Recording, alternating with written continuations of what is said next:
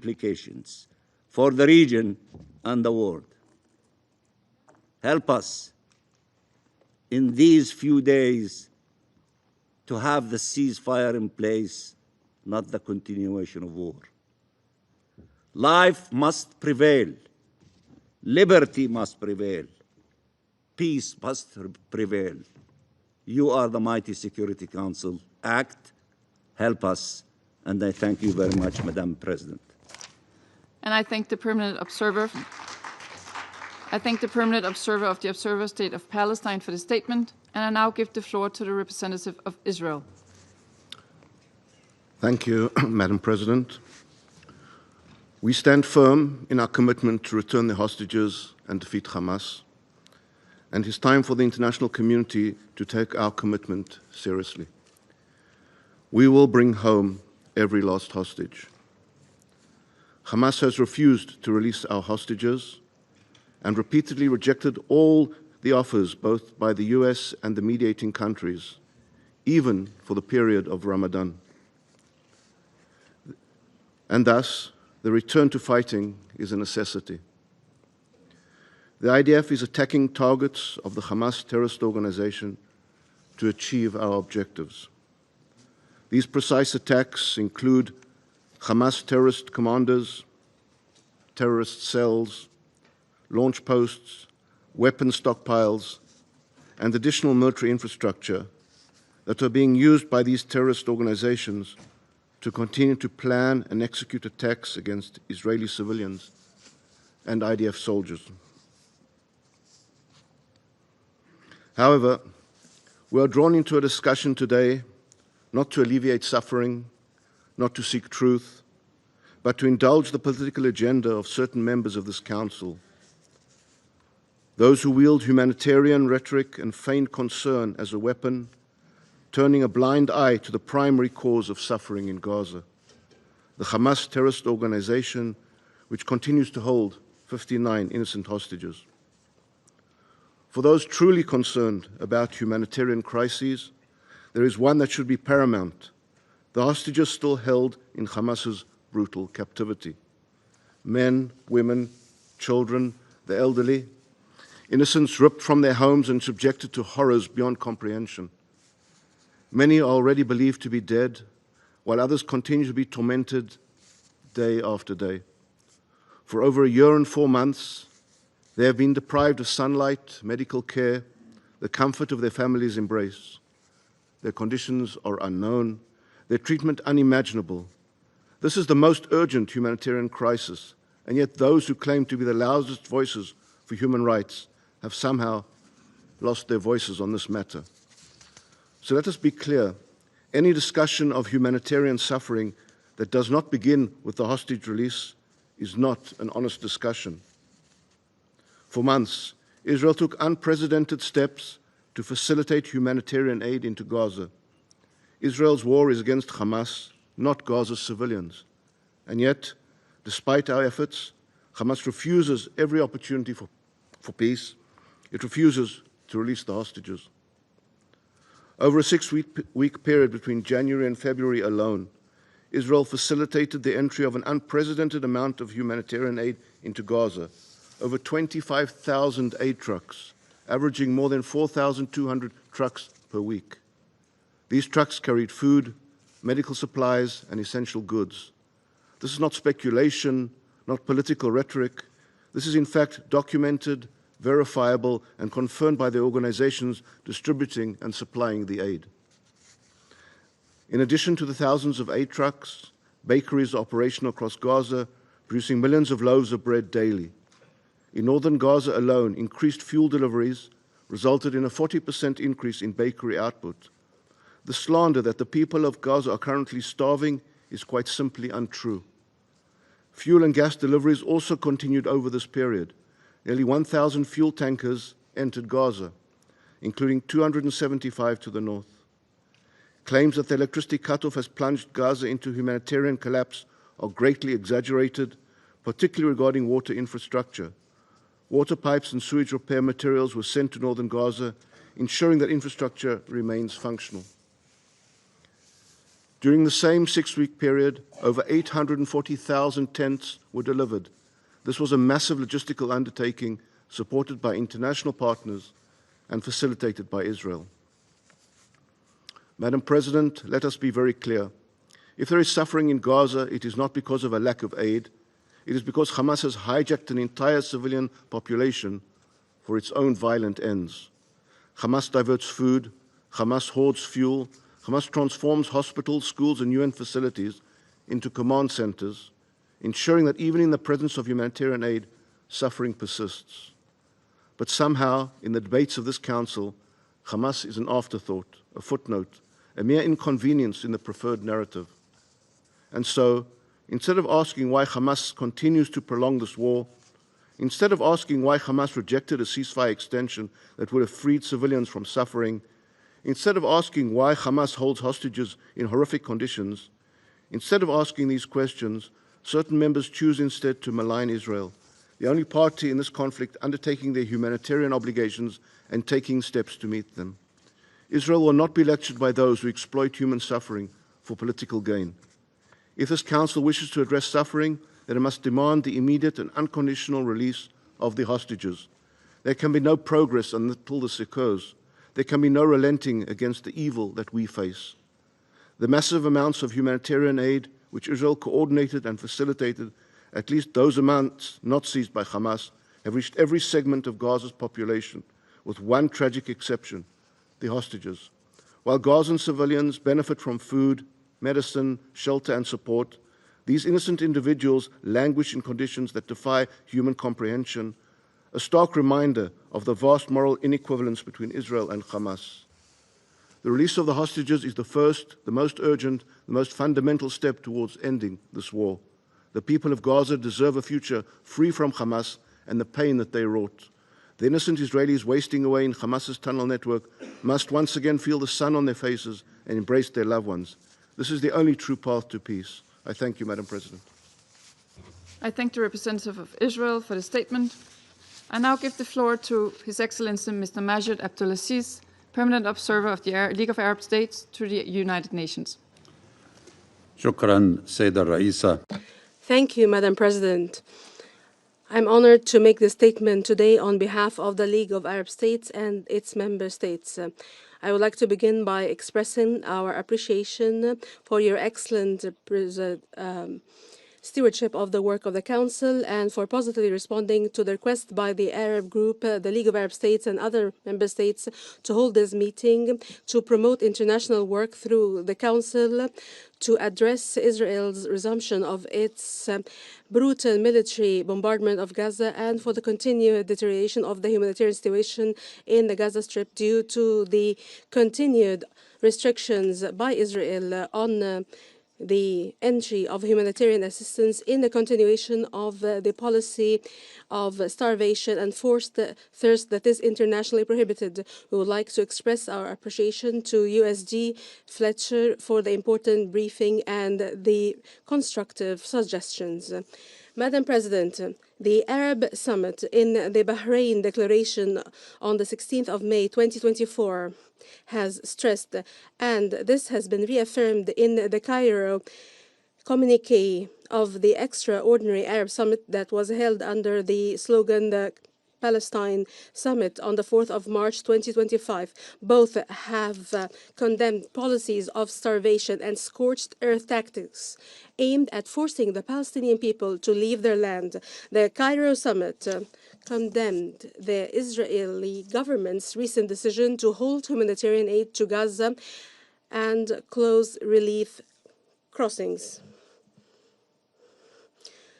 The summit also decided to reject Israel's use of blockade as a weapon and the starvation of civilians as a means to achieve political gain. It also stressed the utmost priority of the continuation of the implementation of the second and third phases of the ceasefire agreement. All this, Madam President, stresses the crucial link between the comprehensive and full ceasefire in accordance with the agreement based on the US, Qatari, and Egyptian mediation, and to allow the entry of humanitarian assistance without interruption and in big volumes, as well as starting the implementation of the first phase of the plan proposed by Egypt in full coordination with the State of Palestine and Arab states, and based on studies that were conducted by the World Bank and the UNDP on early recovery and the reconstruction of the Gaza Strip. This plan was adopted by the Cairo Summit as a pan-Arab plan, and it was also adopted by the ministerial meeting of the OIC at a later point in time. The Israeli war on Gaza of more than 470 days have killed more than 48,000 Palestinians, including 18,000 children and 13,000 women. And it almost completely destroyed health and educational and infrastructure facilities and all necessities of life in Gaza.